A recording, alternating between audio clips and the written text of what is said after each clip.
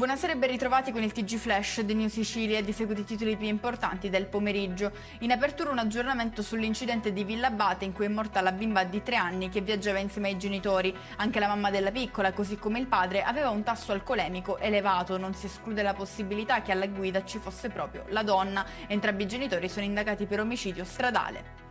Restiamo a Palermo, dove un ragazzino di 13 anni si è presentato in ospedale insieme alla madre riferendo di essere stato violentato da un quarantenne che la vittima conosceva. Il giovane sarebbe fuggito raccontando i fatti alla madre.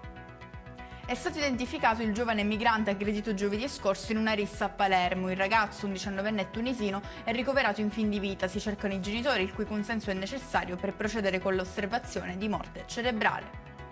Si indaga su un incendio doloso che ha danneggiato un'abitazione di villeggiatura a Santa Tecla, frazione marina di Acireale, nel Catanese. Sarebbero 2 i giovani responsabili dell'accaduto. Chiudiamo con il meteo, nuova ondata di caldo africano in arrivo in Sicilia, le temperature supereranno i 40 gradi. E con questo è tutto, prossimo appuntamento domani alle 13:30. Grazie per averci seguito, arrivederci.